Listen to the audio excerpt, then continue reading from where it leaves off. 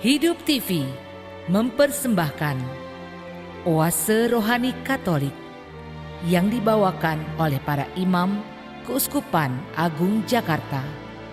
Selamat menyaksikan.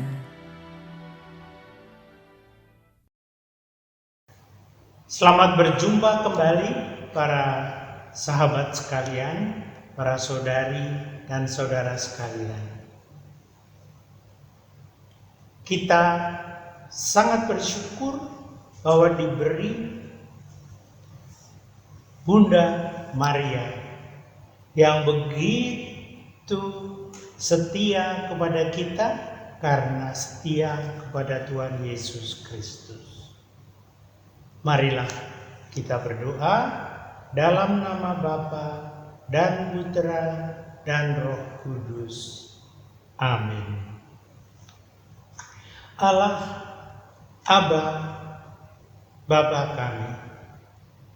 kami bersyukur bahwa Engkau telah memilih Perawan Maria dari Nazaret untuk menyambut undangan-Mu menjadi bunda dari Sang Putra yang sudi datang kepada kami untuk menyampaikan kabar gembira betapa Engkau murah hati kepada kami sehingga sudi datang kepada kami yang berdosa dan bahkan memilih Bunda Maria menjadi rekan dalam mengembalikan dan memulihkan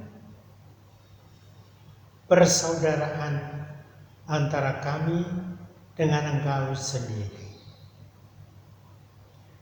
Terima kasih bahwa Roh Kudus telah menjiwai Bunda Maria untuk mengatakan ya kepadamu dan menjadi Bunda Sang Putra. Bantulah kami sekarang untuk dapat menyelami kerendahan hati Bunda Maria, untuk dapat merasakan cinta kasih Sang Putra, dan karena itu dijiwai oleh Roh Kudus kembali menjadi anak dari Bapa, kini dan sepanjang masa. Amin. Para saudari-saudara sekalian, saya mau mengajak Anda mengikuti para leluhur kita, khususnya leluhur yang dalam Perjanjian Lama sangat dihormati sehingga sejak penciptaan sudah senantiasa dikenangkan. Saya akan membaca dari kitab Kejadian bab 3 ayat 9 sampai 15 dan ayat 20.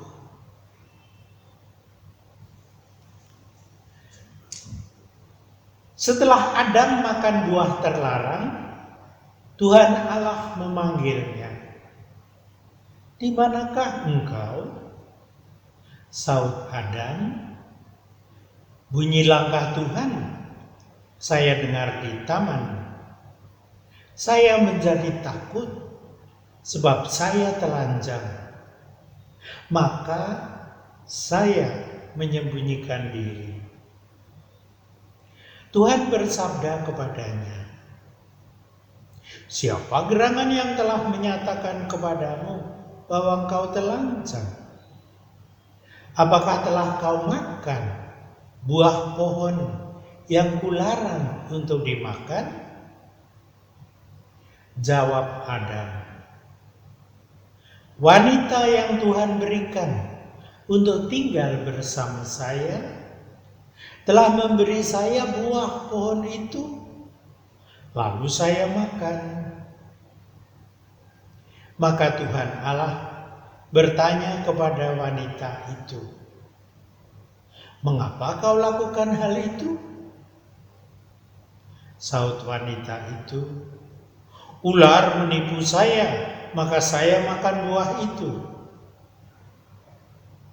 Kemudian Tuhan Allah bersabda kepada ular, "Karena engkau telah berbuat demikian, terkutuklah engkau di antara segala hewan dan binatang liar di atas bumi.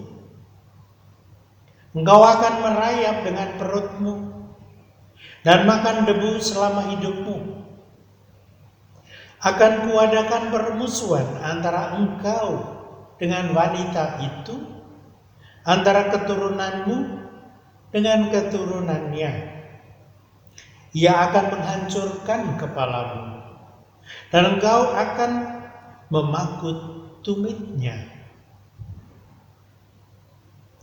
Adam lalu menamakan istrinya Hawa, artinya yang hidup, karena ia memberi hidup kepada semua manusia. Demikianlah sabda Tuhan. Syukur kepada Allah. Marilah kita bermadah bersama dengan Bapa Daud, leluhur kita. Nyanyikanlah lagu baru bagi Tuhan, sebab Ia telah melakukan karya agung. Nyanyikanlah lagu baru bagi Tuhan, sebab Ia telah melakukan karya agung. Tangannya mengerjakan keselamatan, dan lengannya merebut kemenangan. Nyanyikanlah lagu baru bagi Tuhan, sebab Ia telah melakukan karya agung. Tuhan telah memaklumkan penyelamatannya dan menyatakan keadilannya di hadapan para bangsa. Tuhan mengingat kasih dan kesetiaannya terhadap umat Israel. Nyanyikanlah lagu baru bagi Tuhan, sebab Ia telah melakukan karya agung. Segala penjuru bumi telah menyaksikan penyelamatan oleh Allah kita. Bersoraklah bagi Tuhan, hai seluruh bumi, bersorak gembira dan bernyanyilah. Nyanyikanlah lagu baru bagi Tuhan, sebab Ia telah melakukan karya agung. Para saudari-saudara sekalian, anak-anak Maria yang terkasih, marilah sekarang kita mendengarkan Paulus mengajak kita merenung mengenai suatu misteri iman kepada Yesus Kristus. Ini kita ambil dari surat Rasul Paulus kepada umat di Efesus. Bab 1 ayat 3 sampai 6, ayat 11 sampai 12. Kepada umat di Efesus, Paulus mengatakan, "Terpujilah Allah dan Bapa Tuhan kita Yesus Kristus, yang telah memberkati kita dalam Kristus dengan segala berkat rohani di surga. Sebab dalam Kristus Allah telah memilih kita sebelum menciptakan jagat raya, supaya kita kudus dan tak bercela di hadapan-Nya. Dengan cinta Allah telah menentukan kita menjadi putranya dengan perantaraan Yesus Kristus, karena kerelaan kehendak-Nya, supaya terpujilah rahmat-Nya yang mulia yang dianugerahkannya kepada kita dalam anak-Nya yang terkasih. Sungguh, dalam Dialah kami telah dipanggil seturut pilihannya dan ditetapkan sejak semula menurut rencananya. Sebab ia mengerjakan segala sesuatu sesuai dengan keputusan kehendaknya, agar kami yang telah menaruh harapan pada Kristus menjadi pujian bagi kemuliaan-Nya. Demikianlah sabda Tuhan. Syukur kepada Allah. Haleluya, haleluya. Salam Maria, penuh rahmat, Tuhan sertamu. Terpujilah engkau di antara wanita. Haleluya. Marilah para sahabat sekalian, anak-anak Maria, kita mendengarkan Lukas yang berkisah perihal Bunda Maria. Pada Lukas bab 1 ayat 26 sampai 38 dicatatnya. Pada suatu hari Gabriel, malaikat Tuhan, diutus oleh Allah ke sebuah kota di Galilea bernama Nazaret kepada seorang perawan yang bertunangan dengan seorang bernama Yosef dari keluarga Daud. Nama perawan itu Maria. Maka masuklah malaikat itu dan berkata kepadanya, "Salam engkau yang dirahmati, Tuhan sertamu. Engkau terberkati di antara semua wanita." Mendengar perkataan itu, terkejutlah Maria dan bertanya dalam hati, apa kiranya arti salam itu? Malaikat itu pun berkata kepadanya, "Jangan takut Maria, Allah berkenan kepadamu. Engkau akan mengandung dan melahirkan seorang putra yang harus kau namai Yesus. Ia akan menjadi besar dan akan disebut Putra Allah yang Maha Tinggi. Tuhan Allah akan memberi dia tahta Daud bapaknya, dan ia akan memerintah keluarga Yakub sampai kekal.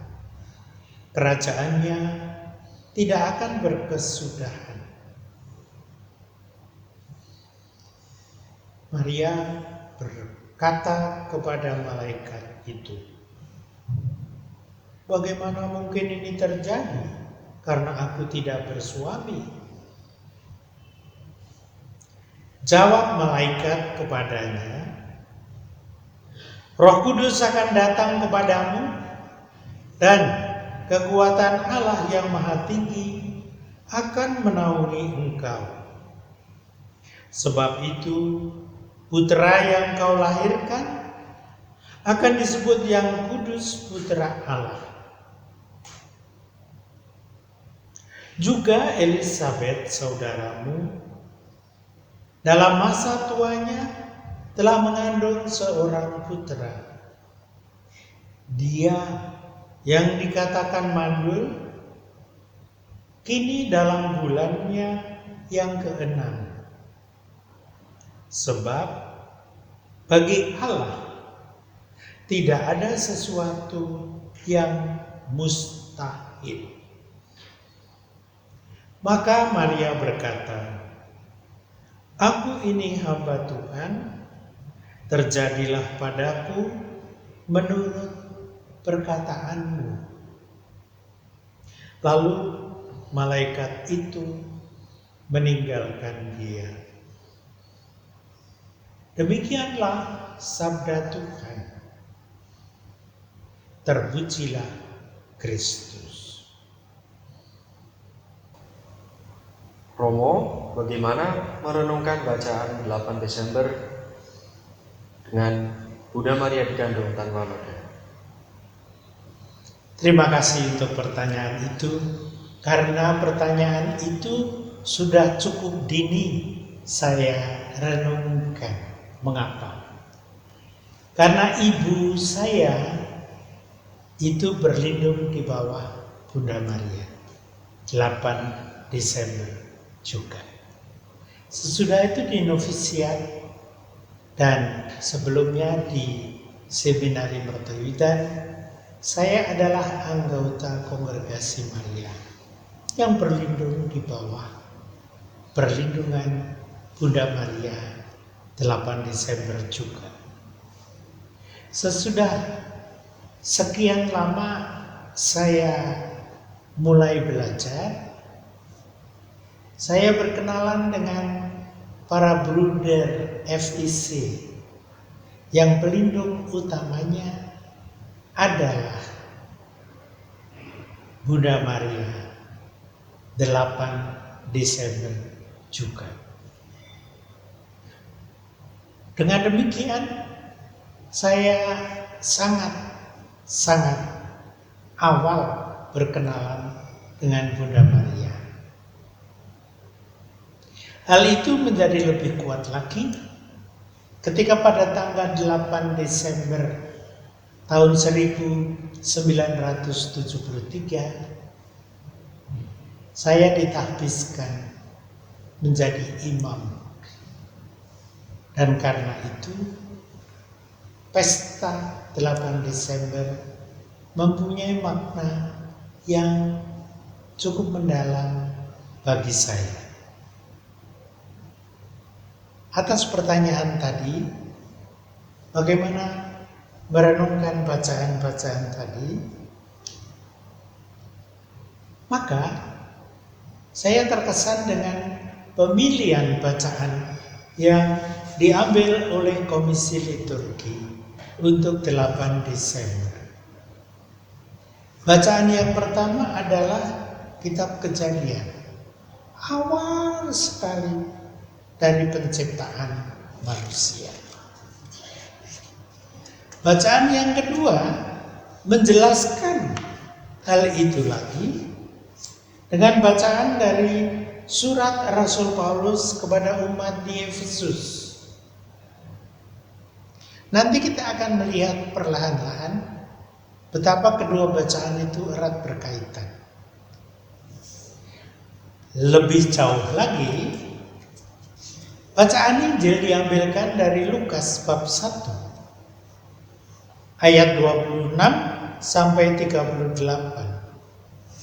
Itu memberi isi terdalam dari permenungan pada hari pesta Santa Perawan Maria terkandung tanpa noda dosa.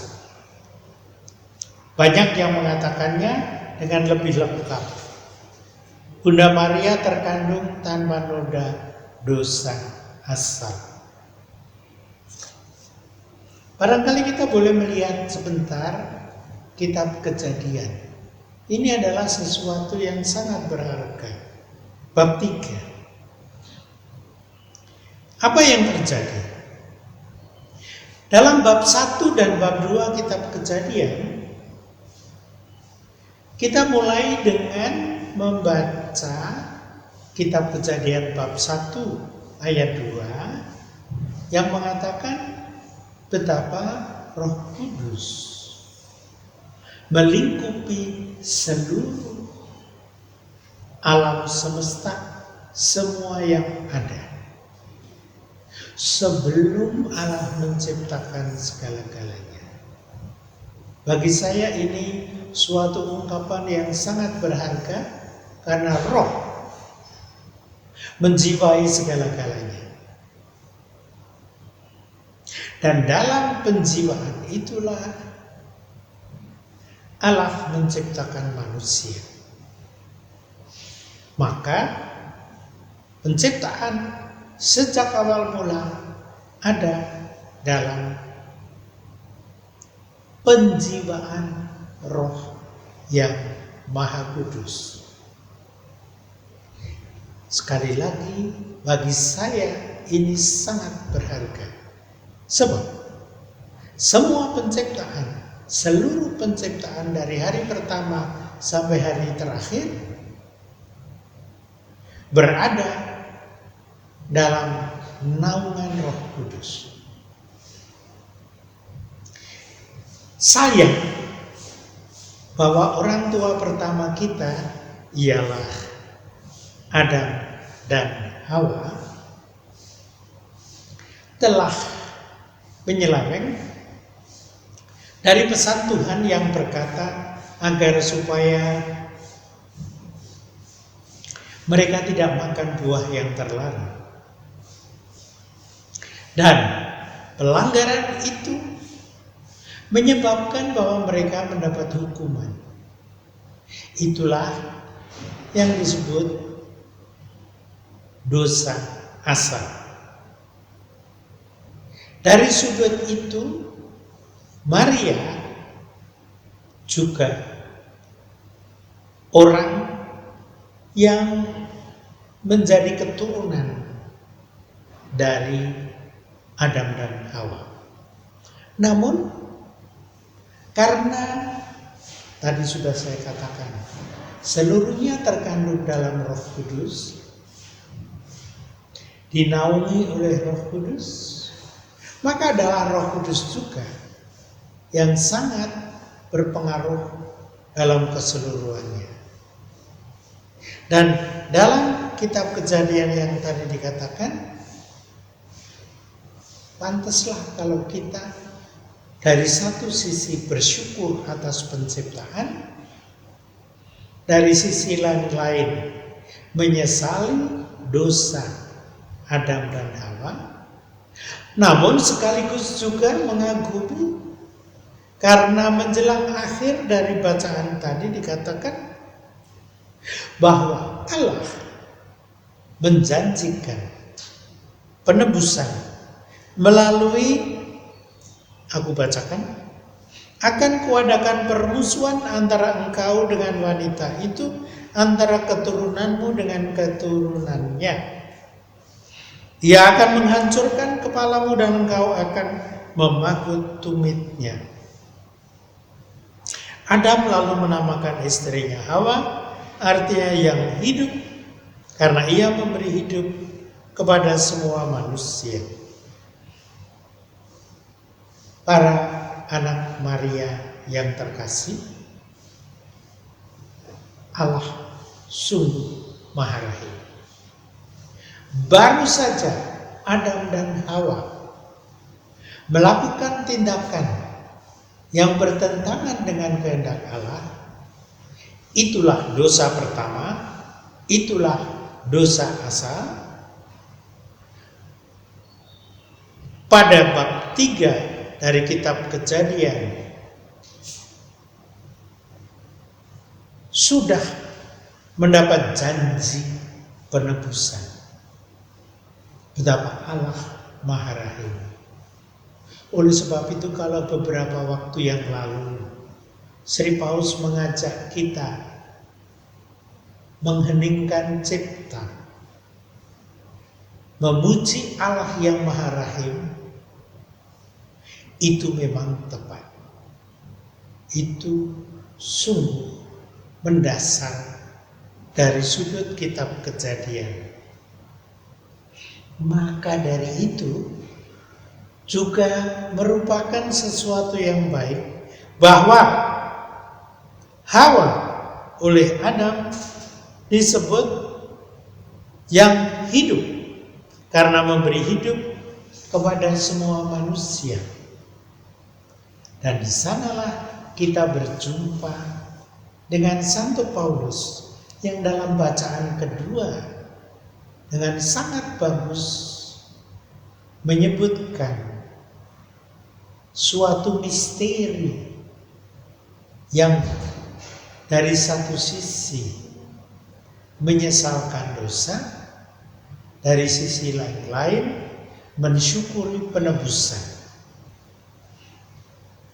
Saya akan mengulang baca 1-2 kata atau kalimat. Dikatakan pada awal, terpujilah Allah dan Bapa Tuhan kita Yesus Kristus yang memberkati kita dalam Kristus dengan segala berkat rohani di surga. Dan seperti yang tadi saya katakan pada awal, dikatakan oleh Efesus, sebab dalam Kristus Allah telah memilih kita sebelum menciptakan jagat raya, supaya kita kudus dan tak bercela di hadapannya. Saya kira perlu bersyukur betul bahwa kitab Kejadian bab 1 ayat 2 yang tadi saya katakan, Roh yang kudus sungguh-sungguh melingkupi kita semua sebelum penciptaan dilakukan. Maka dari itu kita pantas mensyukuri Allah yang begitu mencintai kita. Ia menciptakan kita, dan pada waktu kita berdosa bersama dengan Adam dan Hawa, Ia menjanjikan penebusan. Maka dari itu Efesus mengatakan begini, dengan cinta Allah telah menentukan kita menjadi putranya dengan pengantaraan Yesus Kristus karena kerelaan kehendaknya. Mohon dicatat, karena kerelaan kehendaknya.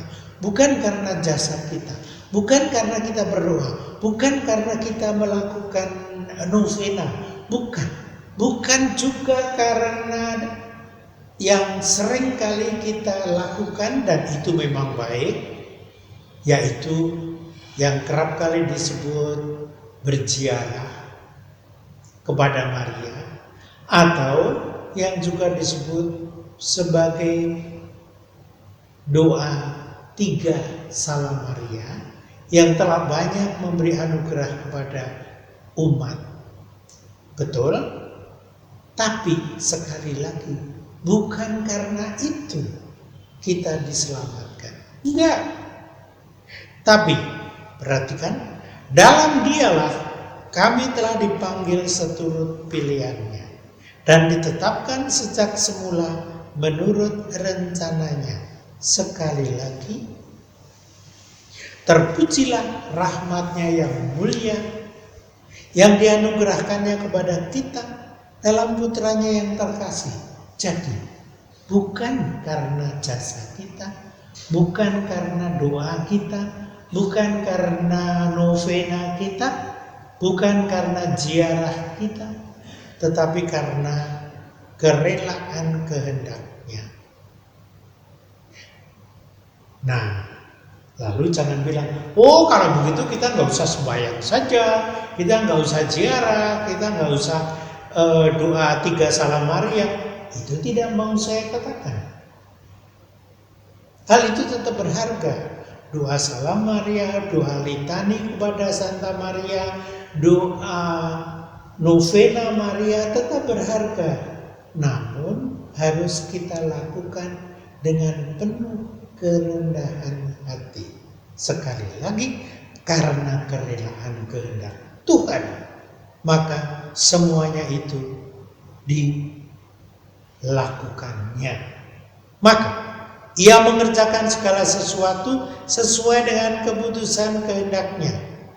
Dan kalimat terakhir tadi adalah kalimat yang maha penting. Dikatakan, agar kami yang telah menaruh harapan pada Kristus menjadi pujian bagi kemuliaan-Nya. Kalau semuanya karena karsa, karena kehendak Allah, maka marilah kita memuliakan Allah. Tapi bagaimana itu terjadi? Karena kita menaruh harapan pada Kristus. Kristus artinya Sang Mesias yang diurapi, Christos dalam bahasa Yunani-nya. Siapa itu? Itulah anak Maria. Di sanalah Injil Lukas yang tadi kita baca juga, kita dengarkan, menjadi sangat berharga. Para sahabat sekalian, kita semua anak-anak Maria. Betul. Itu yang kerap kita katakan. Betul. Sangat benar. Tapi jangan lupa bahwa kita menjadi anak Maria karena apa? Karena salib. Karena di salib Tuhan Yesus mengatakan, ini anakmu, ini ibumu. Bersama dengan Yohanes kita adalah anak-anak Maria. Jadi, kalau begitu kita menjadi anak Maria itu karena Yesus dilahirkan oleh Maria. Sesudah dikandung oleh Maria, karena Maria mengatakan ya kepada malaikat. Itu diceritakan dalam kisah Gabriel. Dengan kata lain, bakti kita kepada Maria adalah bagian dari iman kita kepada Tuhan Yesus Kristus. Para sahabatku yang terkasih, mohon ini dicamkan betul-betul.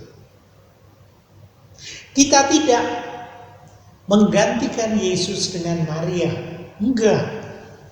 Sama sekali tidak.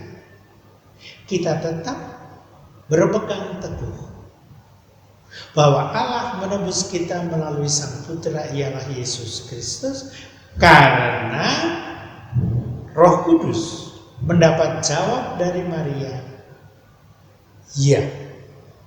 Dengan kata lain, kalau mau pakai istilah yang mentereng, bakti kepada Maria hanya dalam kerangka bakti dan iman kepada Tuhan Yesus Kristus, yaitu anak Maria. Nah, mari kita sekarang sedikit hitung-hitungan. Berapa lama Bunda Maria mengandung anaknya? Umumnya dikatakan 9 bulan 10 hari. Anda pernah mendengar bahwa dalam kitab suci dikatakan bagi Tuhan 1 hari bisa berarti 1 tahun atau 1000 hari atau entah berapapun. Bagi Tuhan waktu adalah bagian dari keseluruhan pribadi Tuhan dan tidak ada batas.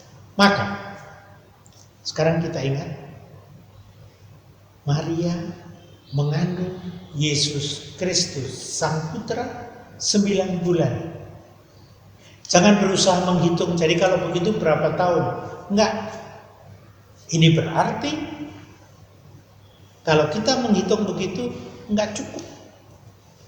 Otak kita enggak cukup. Dan perhitungan digital yang paling kuat sekalipun enggak kena. Enggak. Bahwa Maria mengandung Sang Putra, itu berarti Maria bersatu dengan Sang Putra. Sekarang, Sang Putra berkat penjelmaan,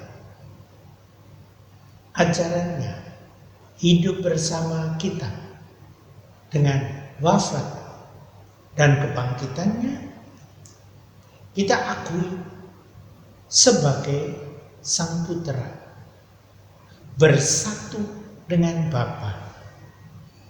Para saudari-saudara sekalian, dengan demikian perawan dari Nazaret itu, orang sederhana itu, dengan mengatakan ya, dia siap untuk dipersatukan dengan Sang Putra. Kalau demikian, dia bersatu dengan Allah Putra sendiri. Nah, sekarang bayangkanlah Maria bersatu dengan Allah Putra. Anda bisa membayangkan, bisa memikirkan, bisa merasakan bahwa dengan demikian setan, dalam istilah Santo Ignatius dari Loyola, musuh umat manusia, bisa bersatu dengan Maria, bisa mempunyai pengaruh pada Maria. Andai kata masih tetap begitu, berarti kita tidak mengakui bahwa Yesus adalah anak Maria. Tapi kita mengaku itu, dan kita percaya akan keilahian Sang Putra. Konsili Kalsedon sudah mengatakan dengan jelas. Dan kemudian kita tahu, kalau demikian, maka Maria terkandung tanpa noda. Karena kalau sekali saja dia ternoda, nggak mungkin dia bersatu dengan Sang Putra. Oleh sebab itu pada tahun 1854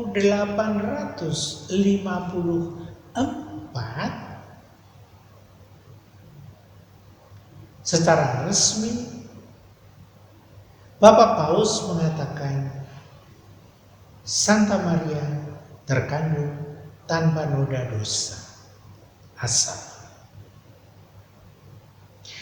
Para saudara-saudara sekalian, itu adalah suatu konsekuensi dari pergulatan iman dari abad ke abad. Itu tidak berarti bahwa pada awal belum. Sudah. Santo Ireneus dan banyak sekali pujangga-pujangga gereja sudah meyakini Maria benar-benar kudus seutuhnya. Dan salah satu ungkapan dari pengakuan kita bahwa Maria terkandung tanpa noda itu adalah sesuatu yang ada dalam jiwa umat. Itu peristiwa penampakan Maria di Lourdes. Kita tahu penampakan itu menyebabkan kita semua secara jelas mendengar bahwa akulah yang terkandung tanpa noda. Para sahabat sekalian, Anda tahu siapa yang diajak bicara itu? Yang diajak bicara itu adalah seorang gadis desa di Perancis Selatan, pegunungan. Namanya Bernadette Soubirous. Apakah dia diberitahu karena dia pintar? Enggak.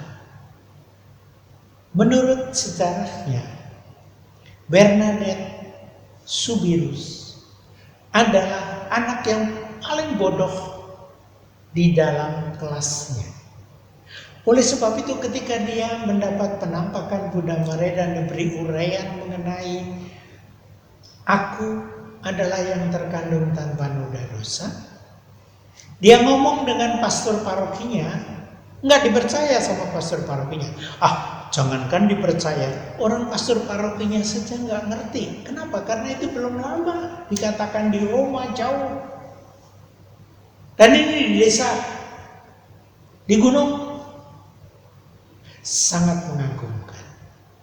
Baru kemudian langkah demi langkah kata-kata Bernadette difahami oleh para pembesar dan akhirnya ini cocok dengan yang dikatakan jauh di Roma sana oleh Sri Paus Pius ke-9 bahwa kita mengakui iman bahwa Maria terkandung tanpa noda dosa.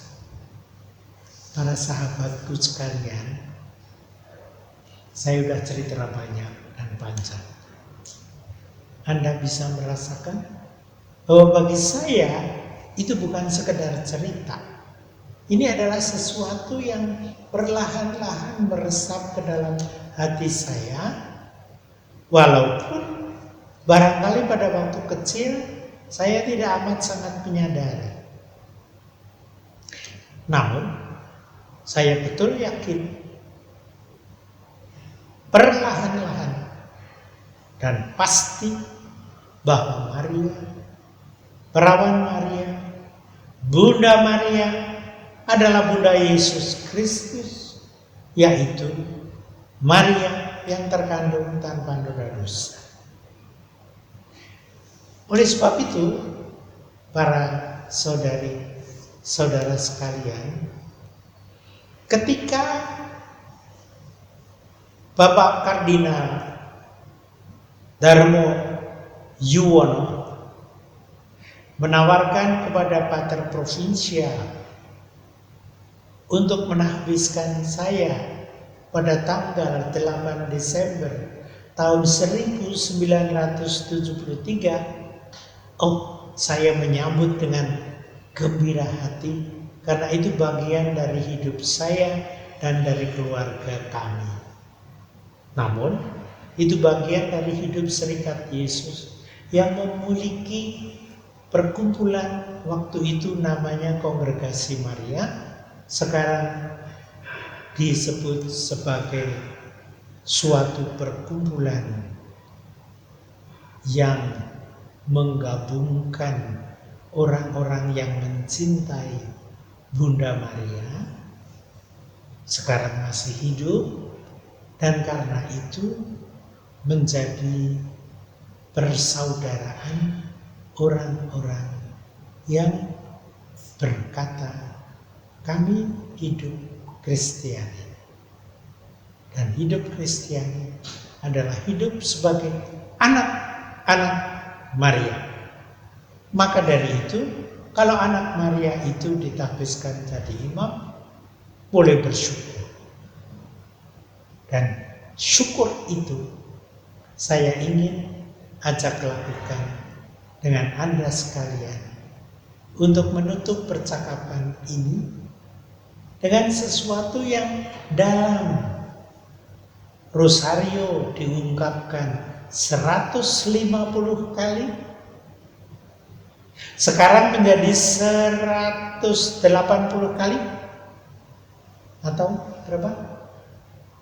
Dengan tambahan baru itu 150 berarti 200 kali. Itu menjadi bagian dari bakti kita kepada Maria. Saya tidak tahu apakah nanti ada paus baru yang akan menambahkan lagi. Tapi bagi saya merupakan sesuatu yang sangat memadai. Kalau kita menutup pertemuan kita ini bersama dengan Malaikat Gabriel dan Saudari Maria, yaitu Elizabeth, berdoa. Salam Maria, penuh rahmat, Tuhan sertamu. Terpujilah engkau di antara wanita, dan terpujilah buah tubuhmu Yesus. Santa Maria Bunda Allah, doakanlah kami yang berdosa ini, sekarang dan waktu kami mati. Amin. Dalam nama Bapa dan Putra dan Roh Kudus. Amin. Demikianlah oase rohani Katolik yang dibawakan oleh para imam Keuskupan Agung Jakarta. Tuhan memberkati.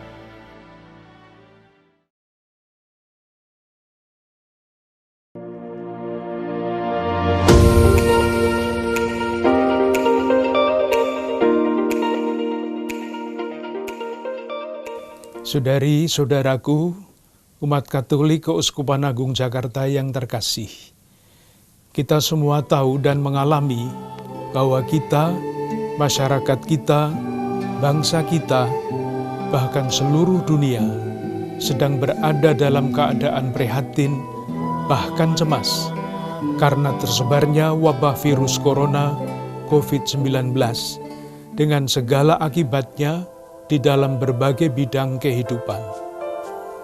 Meskipun demikian, saya mengajak saudari-saudara sekalian untuk tidak panik, untuk tidak cemas berlebihan, seperti anjuran para pemimpin bangsa kita. Kita berharap dan yakin semuanya akan menjadi baik kembali. Kita berterima kasih kepada para pemimpin bangsa kita yang pasti akan terus berusaha sekuat tenaga untuk menghentikan tersebarnya virus corona ini dan mengatasi akibat-akibatnya. Kita berterima kasih kepada para tenaga kesehatan yang dengan tulus mengambil risiko membantu para penderita untuk penyembuhan mereka. Kita berterima kasih kepada para profesional dalam berbagai bidang ilmu yang terus berusaha mengatasi masalah yang ditimbulkan oleh virus corona ini. Bagi kita, ini semua adalah tantangan kemanusiaan dan sekaligus tantangan iman. Kita doakan saudari-saudara kita yang menjadi korban dari virus ini. Semoga yang meninggal diterima dalam kemuliaan abadi, yang sakit disembuhkan. Mari kita doakan pula para pemimpin bangsa, tenaga kesehatan, dan semua yang dalam satu dan lain cara terlibat dalam memulihkan keadaan. Semoga Tuhan menganugerahkan kepada mereka semua yang perlu untuk menjalankan tanggung jawab mereka. Semoga keadaan ini mendorong kita semua untuk semakin dan terus bertumbuh dalam iman, persaudaraan, dan bela rasa. Keuskupan Agung Jakarta akan segera memberikan pedoman praktis, khususnya di dalam rangka peribadatan. Semoga Allah yang Maha Kasih menjaga dan melindungi kita semua.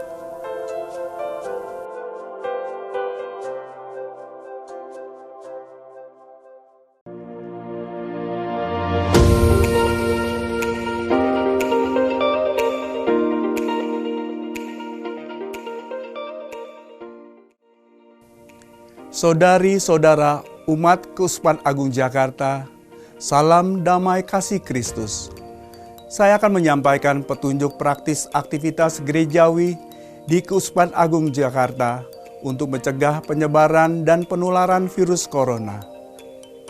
Pertama, sebelum perayaan Ekaristi. 1. Jendela dan pintu gereja dibiarkan terbuka.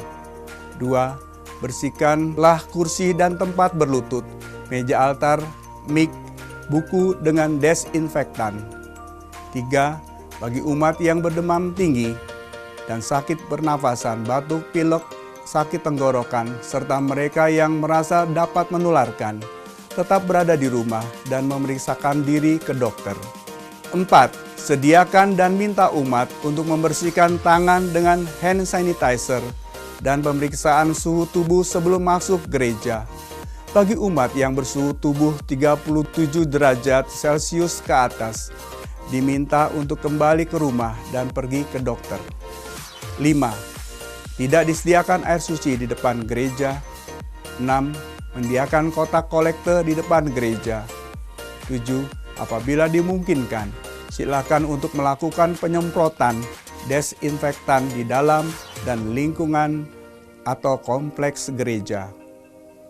Selanjutnya, perayaan Ekaristi. 1. Umat yang sehat dapat tetap mengikuti perayaan Ekaristi di gereja.